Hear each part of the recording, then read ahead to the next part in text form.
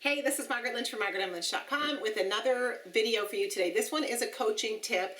I got a letter and it was, how do I deal with this client? And then they cut and pasted all this crazy from this client. So this video today is what happens when you have a client that's got like a little bit too much crazy, also known as a little too much bonding to their wounding and their wounding story. And maybe their life results have also been affected by so much wounding and so much wounding story. So the question was, a new coach was one of my new Tapping into Wealth coaches actually, and we really push the coaches to do lots of practice sessions because that's the only way to get them both feeling confident in what they're doing and blown away and excited by watching people transform in front of them. They really get the bug to be a great coach at that point. So the question was, they had this client who their wounding, wealth wounding story around money ran so deep and it was so long and it was so complicated. And it had created a life for this person where they were in such scarcity and such dire financial straits. And, my new coach was like, what do I do? What do I tell them? And, this is a hard question to answer, but I wanted to take a step back. And the first thing I said was, know that these are practice sessions, which means you are out there offering them often for free to anybody who will take them because you want to run, say, 10 clients through the money map or 10 clients through process one or whatever it is, right? So know that these are practice sessions, and the people that you get in these sessions, some of them will not necessarily be anybody who would have ever been your perfect customer or that would have even paid you for the session if it wasn't free. So don't get concerned and worried and fearful that you're only going to get clients who have all these crazy wealth wounds and that really don't have the money to pay you and are going to pressure you to do free work forever, because it's just the nature of getting started. But even when we have a thriving practice, we'll get some clients like that.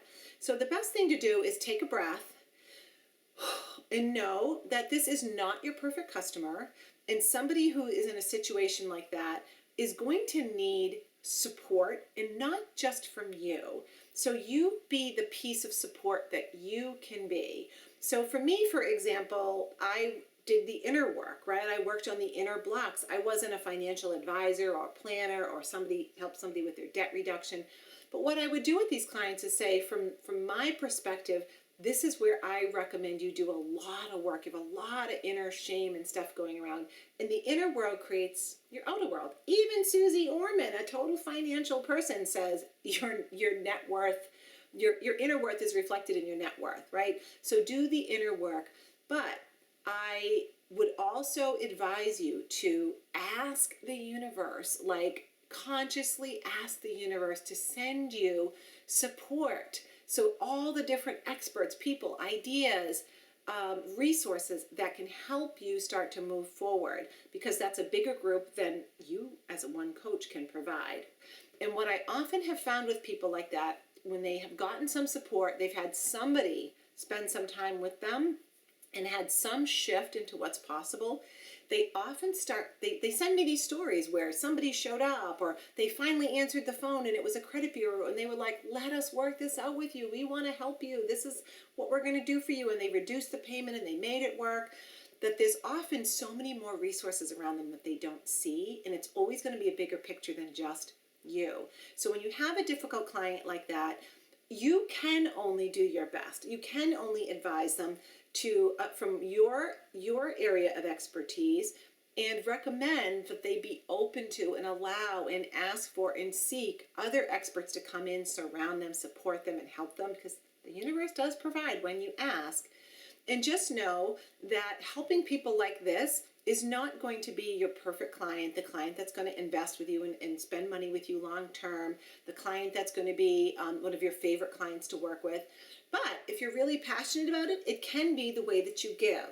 And I'm going to make another video on ways to give that are very leveraged and that will make you feel great, so that you can help people like that if you choose to continue doing it.